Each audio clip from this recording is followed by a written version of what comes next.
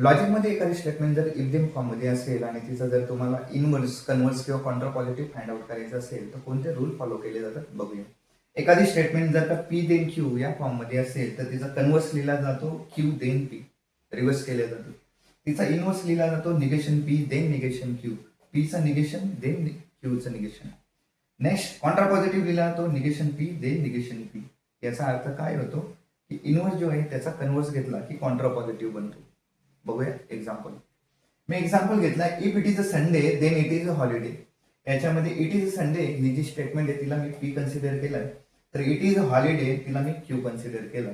ती स्टेटमेंट बनली माझी if P then Q, P then Q. आणि पी देन क्यूचा कन्व्हर्स असतो Q then P, Q then P म्हणजे क्यू आधी पी नंतर. म्हणजे ही जी सेकंड वाली स्टेटमेंट आहे इट इज अ हॉलिडे ती आधी येईल आणि पहिली वाली statement if it is a Sunday ती नंतर जाईल. म्हणजे टोटल स्टेटमेंट मध्ये काय बनेल, if it is a holiday then it is a Sunday, if Q then Q. Same इथे इनव्हर्स साठी फॉर्म्युला लिहिला मी negation P then negation Q. P statement तिथेच आहे, क्यू पण तिथेच आहे, पण दोघांचं काय करायचं आहे मला निगेशन घ्यायचं. आता पी होता माझा इट इज अ संडे, त्याचा निगेशन असेल it is not a Sunday. तसंच क्यू आहे माझा इट इज अ हॉलिडे, त्याचा निगेशन होईल इट इज नॉट हॉलिडे.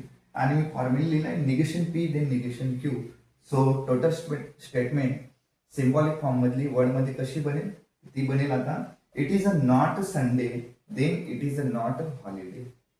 आणि लास्ट वाला आहे माझा कॉन्ट्रा पॉझिटिव्ह जो की फॉर्म्युला मी लिहिलाय negation Q then negation P. Means आधी क्यू वाल्या स्टेटमेंटचा निगेशन घ्या देन पी वाल्या स्टेटमेंटचा निगेशन. क्यू होती माझी इट इज हॉलिडे, तिचा निगेशन होईल it is not holiday. P statement आहे माझी इट इज अ संडे, तिचं निगेशन होईल it is a not Sunday. So negation Q then negation P हा सिम्बॉलिक फॉर्म झाला.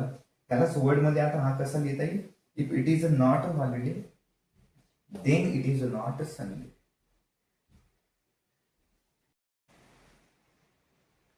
इन्व्हर्स कन्व्हर्स कॉन्ट्रा पॉझिटिव्ह वर अजून एक एक्झाम्पल बघूया. If the pressure increases then volume decreases. काय करत आहे स्टेटमेंटमध्ये इफ देन फॉर्म मध्येच आहे, परंतु इथे am is are was were वगैरे यूज केलेलं नाही.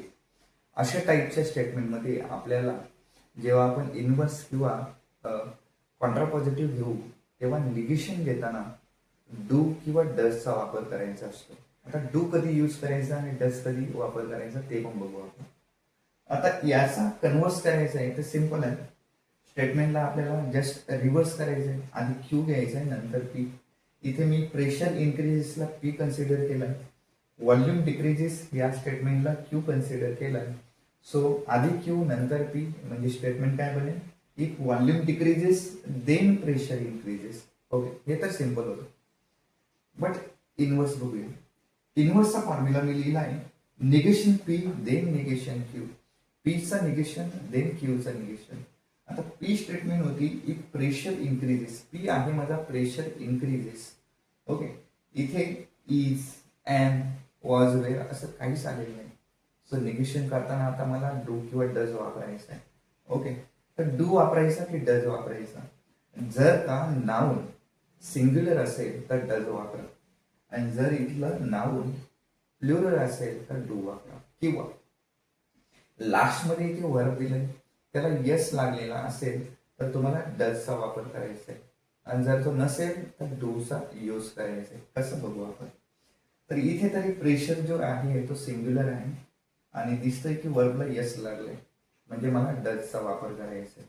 Okay, so statement pressure increases इथं निगेशन होईल माझं प्रेशर डज नॉट इन्क्रीज. इथला यस काढून टाकायचं जेव्हा तुम्ही डज वापरा. सेम इथे व्हॉल्यूम डिक्रीजेस याचं निगेशन होईल व्हॉल्यूम डज नॉट डिक्रीज. लक्षात ठेवा ऍक्च्युअल मध्ये प्रेशर इन्क्रीजेस याला डजच्या फॉर्मॅटमध्ये असं होते ती pressure does increase. Okay, so statement आहे प्रेशर डज इन्क्रीज, तिचं निगेशन होतो pressure does not increase. Okay, so तेच मी लिहिले इथे प्रेशर डज नॉट इन्क्रीज आणि सेकंड आली माझी volume does not decrease. Same इथे मला जर का कॉन्ट्रा पॉझिटिव्ह घ्यायचा आहे तर फॉर्म्युला आहे negation Q then negation P. आधी निगेशन क्यू येईल मग निगेशन बी, म्हणजे माझी स्टेटमेंट काय बनेल आता माझी, if volume does not decrease then pressure does not increase.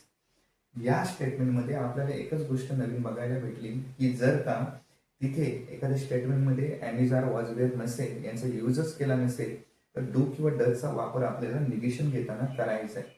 Okay. Second thing, do कधी वापरायचा, डज कधी वापरायचा. नाऊन सिंग्युलर असेल तर डज वापरा, किंवा वर्बला येस लागला असेल तर डज वापरा, अदरवाईज तुम्हाला डूज वापरायचा आहे.